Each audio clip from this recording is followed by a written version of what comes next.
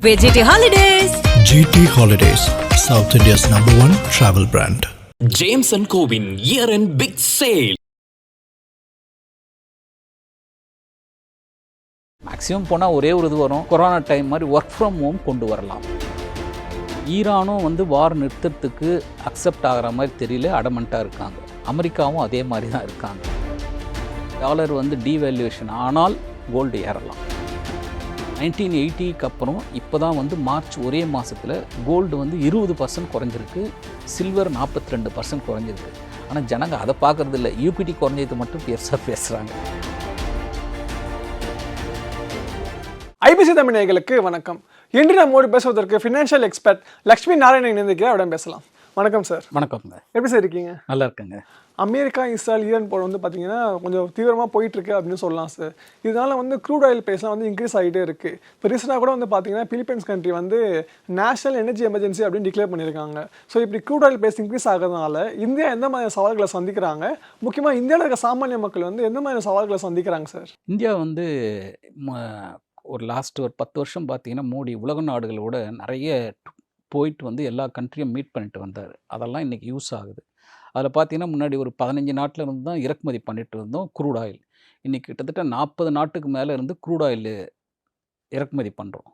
இப்போதைக்கு நமக்கு ஒரு ட்ராபேக் அந்த ஸ்டேட் ஆஃப் ஹார்மோஸ் மட்டும்தான் பிரச்சனை. அதுலேயும் நம்மளுடைய கப்பல்கள் அங்கேருந்து வர க்ரூட் ஆயில், கேஸ் இதெல்லாம் கப்பலை கொஞ்சம் கொஞ்சமாக ரிலீஸ் பண்ணி கொண்டு வரும். அதால் மீதி நாடு கம்பேர் பண்ணுறப்போ இந்தியாவுக்கு பெரிய பிரச்சனை வராது.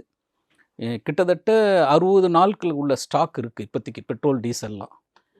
கேஸ் கொஞ்சம் டைம் எடுத்துக்கும், அதுவும் கொஞ்ச நாளில் ரெக்கவரி ஆகும். ஆனால் வார் ஸ்டார்ட் ஆகாமல் இருக்கணும். இப்போதைக்கு 5 நாள் சீஸ் ஃபயர்னு கொடுத்துருக்காரு, அப்புறம் 1 மாதம் சொல்லியிருக்காரு. அடுத்த லெவல் வார் போனால் அதனுடைய கண்டிஷன் வேறு மாதிரி இருக்கும். பட் அங்கே மாதிரி நீங்கள் சொன்ன மாதிரி ஃபிலிப்பைன்ஸ் மாதிரிலாம் இந்தியாவுக்கு வராது. மேக்ஸிமம் போனால் ஒரே ஒரு இது வரும், கொரோனா டைம் மாதிரி ஒர்க் ஃப்ரம் ஹோம் கொண்டு வரலாம். ஏன்னா ஒர்க் ஃப்ரம் ஹோம் கொண்டு வந்தால் அட்லீஸ்ட் அந்த வெஹிக்கிளுடைய பெட்ரோல், டீசல் மிச்சமாகும், எலக்ட்ரிசிட்டி மிச்சமாகும். அது வேணால் கொண்டு வரலாம். சீக்கிரம் எஜுகேஷன் இன்ஸ்டியூஷனை எக்ஸாம்லாம் முடித்து இது பண்ண சொல்லுவாங்க. ஏன்னா வார் எவ்வளோ நாள் கண்டினியூ ஆகுன்றதை பொறுத்து தான் அடுத்தடுத்து நடவடிக்கை இருக்கும். சார் அதே மாதிரி இங்கே சில இடத்துல பார்த்தீங்கன்னா கேஸ் தட்டுப்பாட்டுனால சில ஓடல்கள்லாம் மூடி இருக்காங்க சார். ஆனால் மத்திய அரசு என்ன சொல்கிறாங்கன்னா கேஸ் தட்டுப்பாட்டை சமாளிக்க மேனேஜ் பண்ணிக்கிட்டே இருக்கேன் அப்படின்னு சொல்கிறாங்க. கவர்மெண்ட் எப்படி மேனேஜ் பண்ணுறாங்க, சாமானிய மக்கள் எப்படி சார் மேனேஜ் பண்ணணும்? ஆக்சுவலாக நம்ம இந்தியா கேஸ் மெயினாக இம்போர்ட் பண்ணுறது கட்டார்லேருந்து 40% இம்போர்ட் பண்ணுறோம்.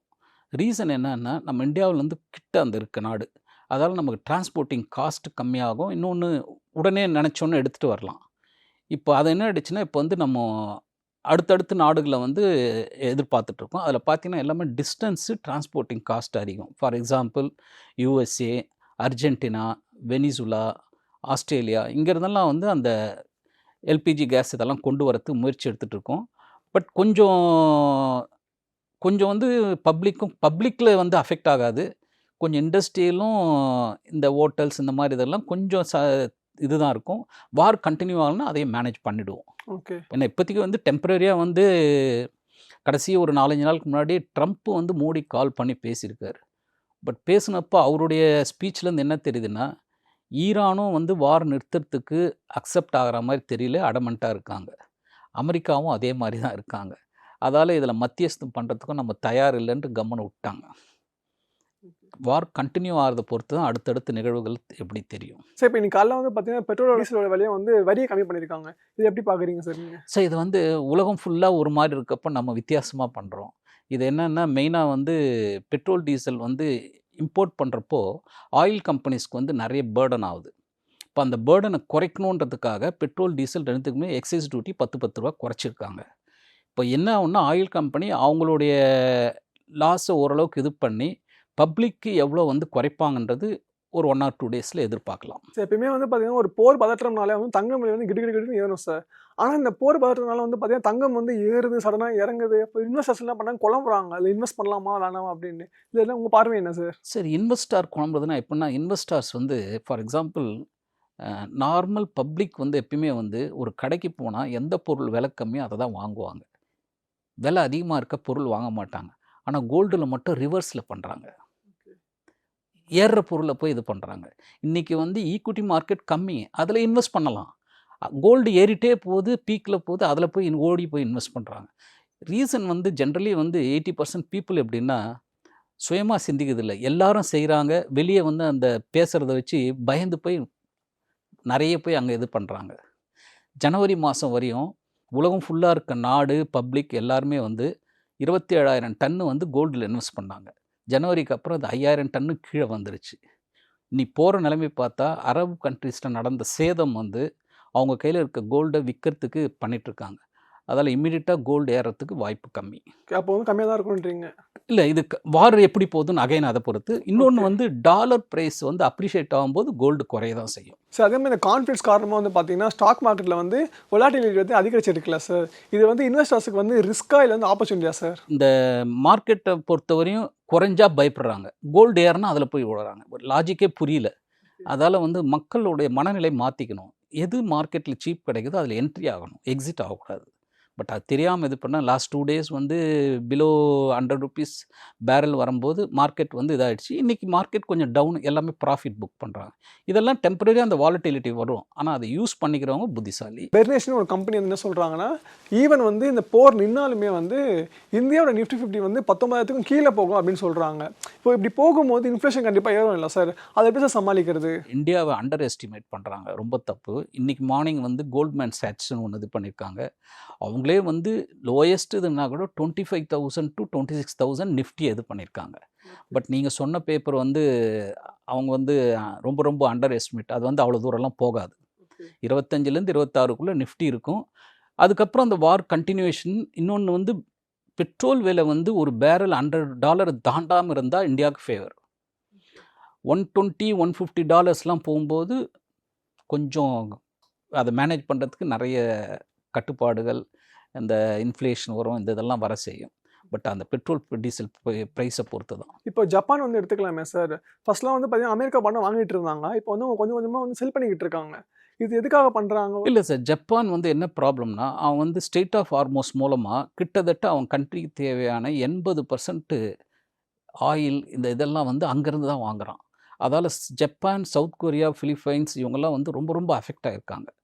இந்தியாவும் வாங்குது. பட் இந்தியா வந்து ஒரு ஸ்டேஜில் என்ன ஆகிடுச்சுன்னா நிறைய கண்ட்ரிலேருந்து இம்போர்ட் பண்ண ஆரம்பித்தோம். இன்னொன்று வந்து நம்ம எந்த கண்ட்ரிகளையும் போய் அக்ரிமெண்ட் போடுறது கிடையாது, இவ்வளோ வேணுன்றது. ஜப்பான் அதில் போய் போட்டு இது பண்ணாங்க. இந்தியா என்ன பண்ணுறாங்கன்னா கட்டார் கையில் வாங்குறாங்க. ஆனால் எவ்ரி குவார்ட்டர் என்ன பண்ணோன்னா எந்தெந்த கண்ட்ரியில் ப்ரைஸ் கம்மியாக தராங்க இந்தியாவுக்கு, அதை பார்த்து தான் இது பண்ணுறாங்க. கொஞ்ச நாளைக்கு முன்னாடி பார்த்தீங்கன்னா ரஷ்யா வந்து ஒரு பேரலுக்கு $6 கம்மியாக கொடுத்தான். நம்ம நிறைய வாங்கி ஸ்டாக் பண்ணோம். அதில் இந்தியா வந்து ஓப்பன் ஆப்ஷனாக வச்சுருக்கு. ஏன்னா வேர்ல்டில் வந்து கிட்டத்தட்ட மோர் தென் 80% நம்ம தான் இம்போர்ட் பண்ணுறது அதிகம். அப்போ நமக்கு எங்கே ப்ரைஸ் கன்செஷன் கிடைக்குதோ அதை யூஸ் பண்ணிகிட்ருக்கோம். ஆனால் ஜப்பான் என்ன பண்ணிட்டான்னா அவன் லாக் ஆகிட்டான் அதில் போய். இப்போ அந்த ஸ்டேட் ஆஃப் ஹார்மோஸ் க்ளோஸ் ஆனதால் அவங்களுக்கு வந்து ரொம்ப இதுவாக இருக்குது. இன்க்ளூடிங் அரப் கண்ட்ரிஸும் வந்து அவங்களுக்கு வந்து நிறைய செலவுகள் வர்றதால அவங்களும் அமெரிக்கன் பாண்ட்ஸை வந்து விற்க ஆரம்பிக்கலாம். அதனுடைய தாக்கம் வந்து டாலரில் தெரியலாம். ஒருவேளை டாலர் வந்து டீவேல்யூவேஷன் ஆனால் கோல்டு ஏறலாம். ஆனால் அது வார் எப்படி போதை பொறுத்து தான். இப்போ பிரிக்ஸ் கண்ட்ரிஸ் எடுத்துக்கலாமே சார், அவங்க வந்து பார்த்தீங்கன்னா மேக்ஸிமம் வந்து கோல்டு வாங்கிட்டே இருந்தாங்க. இப்போ என்ன ஆச்சுன்னா, இப்போ சைனாலாம் எடுத்துக்கலாம், இப்போ வந்து அப்படியே பார்த்தீங்கன்னா கோல்டு வாங்க வந்து கொஞ்சம் கொஞ்சமாக ஸ்டாப் பண்ணிகிட்டே இருக்காங்க. இது எதனால் சார்? ஸோ எதனால்னா இப்போ பார்த்தீங்கன்னா இண்டிவிஜுவல் ஃபேமிலியே பார்த்தீங்கன்னா ஒரு வார் ஸ்டார்ட் பண்ணுறதுக்கு முன்னாடி வரையும் எல்லாருமே கோல்டுன்னு பேசிட்டு இருந்தாங்க. இன்றைக்கி ட்ரெண்டு மாறி என்ன ஆகிடுச்சுன்னா எல்லாருக்குமே இப்போ அவசியம் வந்து கோல்டு ப்ரியாரிட்டி பின்னாடி போயிடுச்சு. இப்போ இன்றைக்கி எல்லாம் பெட்ரோல், டீசல், கேஸ் இதை பற்றி தான் இது பண்ணான். அதுக்கப்புறம் ரொம்ப முக்கியமானது என்னென்னா, யார் வந்து கையில் வந்து லிக்விடிட்டி கேஷ் வச்சுருக்காங்களோ அவங்க வந்து புத்திசாலிங்க. அதால் கோல்டில் பின்னாடி ஓடுறது தவறான செயல். சேம் திங் வந்து கிட்டத்தட்ட 25,000 டன்னு வரையும் எல்லா நாட்டிலையும் இன்க்ளூடிங் இந்தியன் ஆர்பிஐயும் வந்து கோல்டு வாங்கினாங்க. இதெல்லாம் வந்து வார் நடக்கிறதுக்கு முன்னாடி. வார் நடந்த பிறகு யாருமே கோல்டு வாங்கிறதில்லை. சில கண்ட்ரி பாதிக்கப்பட்ட நாடு கோல்டை விற்கிறாங்க. ஓகேங்களா?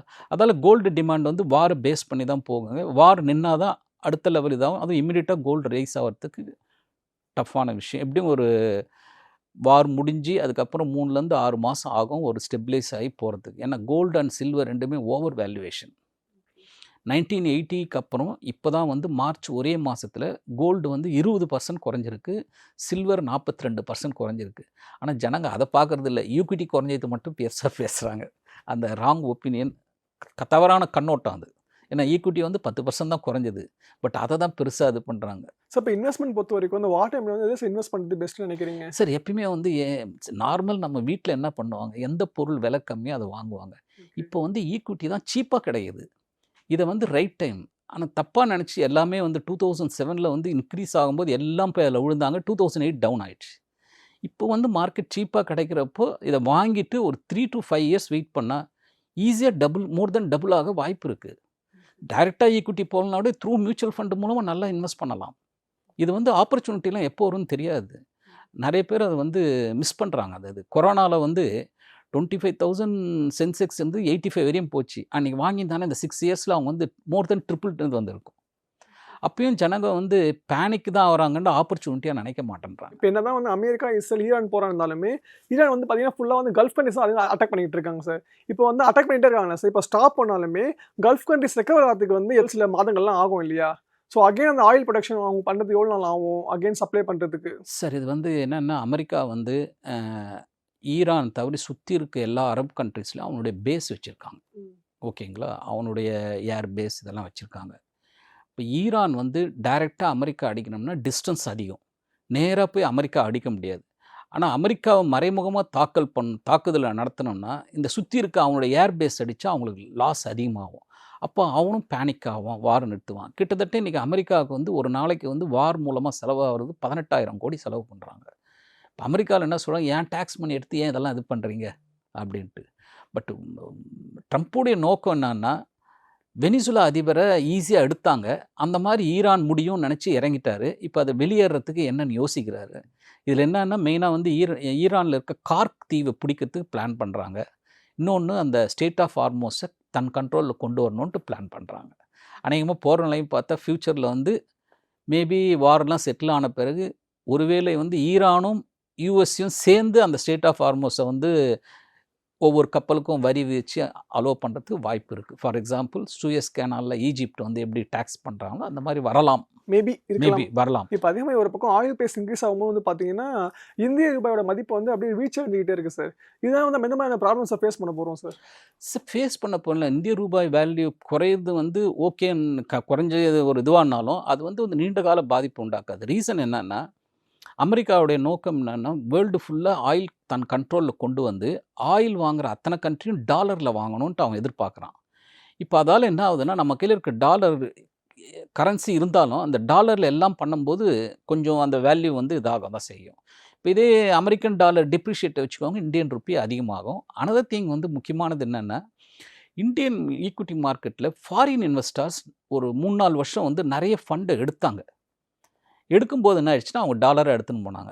அகைன் இந்தியா வந்து ஸ்டெபிலைஸ் ஆகி இதாகும்போது அவங்க எல்லாம் இன்வெஸ்ட் பண்ண வந்து அப்போ ஆட்டோமேட்டிக்காக இந்தியன் ருப்பி அப்ரிஷியேட் ஆகும். ஏன்னா நிறைய டாலர் வரும், அப்போ அப்ரிஷியேட் ஆகும். இதெல்லாம் சில காரணங்களால் இதாகுது. இது டெம்பரரி ரீசன் தான். ஸ்டார்டிங் வந்து ட்ரம்ப் வந்து பார்த்தீங்கன்னா வார் ஸ்டாப் பண்ண போகிறோன்னு சொல்லும் போது வந்து நம்ம ஷேர் மார்க்கெட் வந்து ஹைக் கொடுத்துச்சு சார். அந்த டைம் வந்து ஒரு ப்ராஃபிட் புக் பண்ணுறதுக்கான டைமா சார் அது? ஸோ இதில் வந்து ப்ராஃபிட்லாம் புக் பண்ணுறது இதெல்லாம் வந்து டைரக்ட் ஷேர் வாங்குறவங்களுக்கு ப்ராஃபிட் புக் பண்ணுறதெல்லாம் பார்க்கலாம். லாங் டேர்ம் இன்வெஸ்ட்மெண்ட் கோல்லாம் இன்வெஸ்ட் பண்ணி மியூச்சுவல் ஃபண்டு மூலமாக பண்ணுறவங்கலாம் வந்து ஒரு 3-5 வருஷம் மினிமம் வெயிட் பண்ணாங்கன்னா நல்லாவே ப்ராஃபிட் வரும். ராங்கான டைம் நிறைய பேர் டவுன் த ட்ரெண்டில் போய் எல்லாரும் விட்ரா பண்ணுறாங்க. அது தப்பு. ஒரு சில ஃபினான்ஷியல் எக்ஸ்பர்ட் என்ன சொல்கிறாங்கன்னா இந்த வார் டைமில் வந்து எதுலையுமே வந்து இன்வெஸ்ட் பண்ணாதீங்க, ஸோ அப்படியே ஃப்ரீயாக விடுங்க, கோல்டு சில்வர் எதுவுமே வாங்காதீங்க அப்படின்னு அவங்க ஒரு பக்கம் ஒப்பீனியன் வைக்கிறாங்க. இது நீங்கள் எப்படி பார்க்குறீங்க சார்? மணிக்கு வேல்யூ இல்லை சார். சும்மா மணி வச்சுருந்தா வேல்யூ கிடையாது சார். நீங்கள் இன்வெஸ்ட் பண்ணும்போது ஒவ்வொரு இண்டிவிஜுவலை பொறுத்து நீங்கள் அலோகேஷன் இது பண்ணுங்கள். ஃபார் எக்ஸாம்பிள் ஈக்விட்டிக்கு ஒரு போர்ஷன் கொடுத்தீங்கன்னா கோல்டுக்கு ஒரு போர்ஷன் கொடுங்க, டெப்ட் சம்மந்தப்பட்டமாக ஒரு போர்ஷன் கொடுங்க. பணமாக வச்சுருந்தா அது இது கிடையாது. ஓகேங்களா? அதால் வந்து அவங்கவுங்களுடைய ரிஸ்க் அப்பிடைட் சொல்லுவாங்க. இப்போ கோல்டு நான் இது ஈக்விட்டி மார்க்கெட் நல்லா ஏறுன்னா 50-60% கூட இன்வெஸ்ட் பண்ணலாம். கோல்டில் ஒரு 15-20% அந்த மாதிரி மாற்றி பண்ணலாம். அந்த அசட் அலோகேஷன் வந்து ரொம்ப இம்பார்ட்டன்ட். பணமாக வச்சுட்டு இருக்கிறது நாட் அட்வைசபிள். சார் இப்போ இந்தியாவுக்கு வந்து அனுமதி கொடுத்துட்டாங்க, இருந்தாலுமே வந்து சில பிரச்சனைகள் ஃபேஸ் பண்ணுறாங்களா சார் கப்பல்கள் வர்றது? ஸோ ஓரளவுக்கு நம்ம அந்த ஸ்டேட் ஆஃப் ஹார்மோஸ்க்கு அந்த உள்ளே இருந்த இதில் வந்து கிட்டத்தட்ட ஒரு 70-80% கப்பல் வந்து கொண்டு வரோம். அதுக்கு வந்து ஈரான் வந்து அலோவ் பண்ணுறாங்க. இது பண்ண ரீசன் என்னென்னா ஈரான்கிட்ட ஆயில் இருந்து ஆயிலை வச்சு சாப்பிட முடியாது. அவனுக்கு வந்து ஃபுட் ஐட்டம் தேவை, ப்ளஸ் ஃபார்மா சம்மந்தப்பட்ட மெடிசன்ஸ் தேவை. இதெல்லாம் இந்தியாவை டிபெண்ட் பண்ணியிருக்கான். அப்போ என்னென்னா கிவ் அண்ட் டேக் பாலிசி தான்.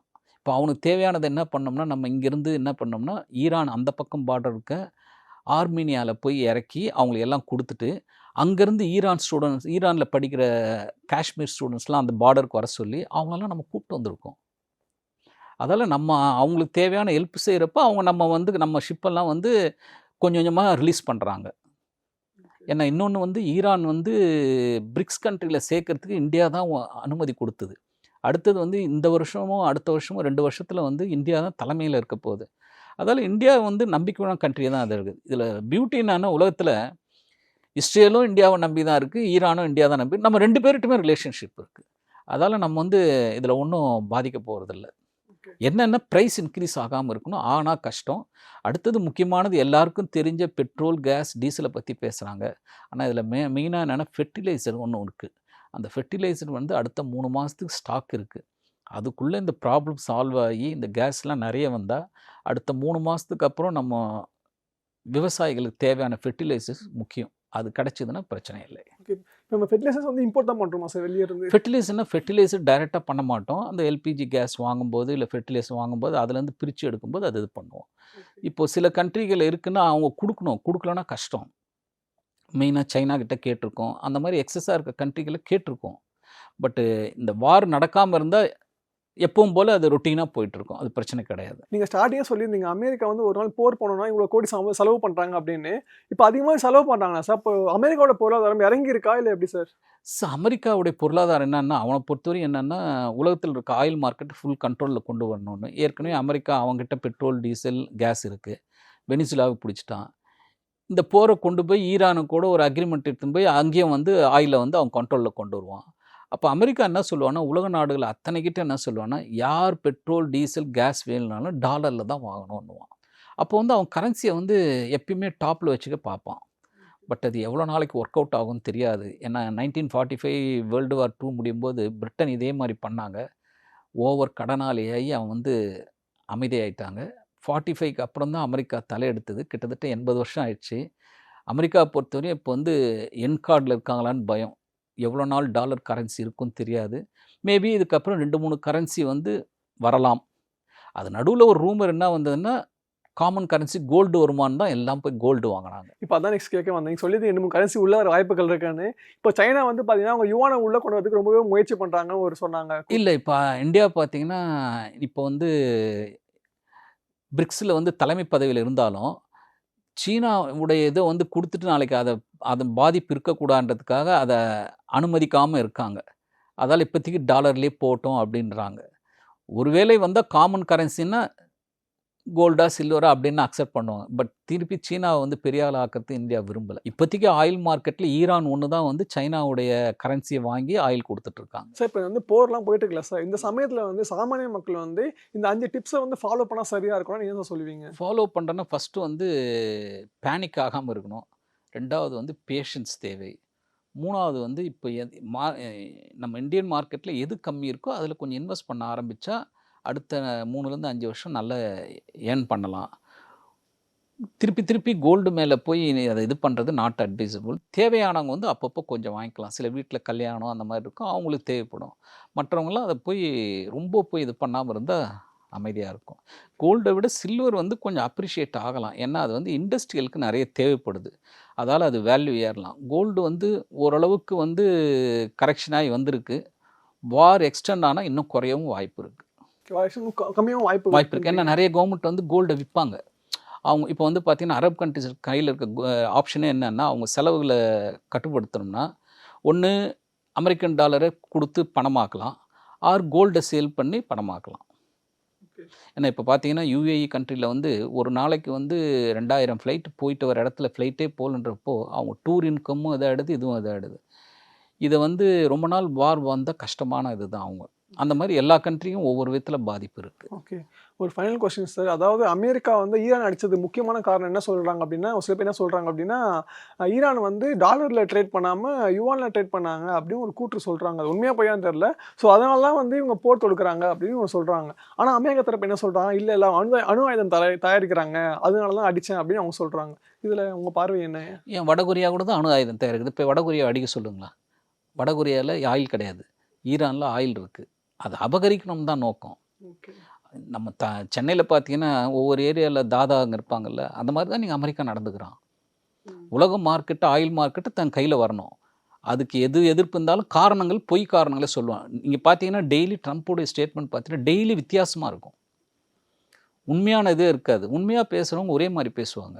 அவர் டெய்லி தூங்கி எழுந்தோன்னே என்ன சொல்கிறாருன்னே தெரியாது. ரீசன் வந்து ஏன் வடகொரியாவில் போய் அடித்தா அங்கே ஒன்றும் கிடையாது. ஈரானில் ஆயில் கேஸ் இருக்குது. ப்ளஸ் அந்த ஸ்டேட் ஆஃப் ஹார்மஸ் பிடிச்சிட்டா நாளைக்கு இது பண்ணலாம். அதாவது அவங்கள பொறுத்தவரையும் அமெரிக்கன்ஸ் வந்து நல்லா லக்ஸுரியஸாக இருக்கணும், இதுவாக இருக்கணும், அதுதான் இது. கிட்டத்தட்ட 100 ஆண்டுகளுக்கு 200 வருஷத்துக்கு முன்னாடிலாம் ஈரோப் இதை தான் பண்ணியிருந்தாங்க. இன்றைக்கி ஈரோப் என்ன இருக்குது?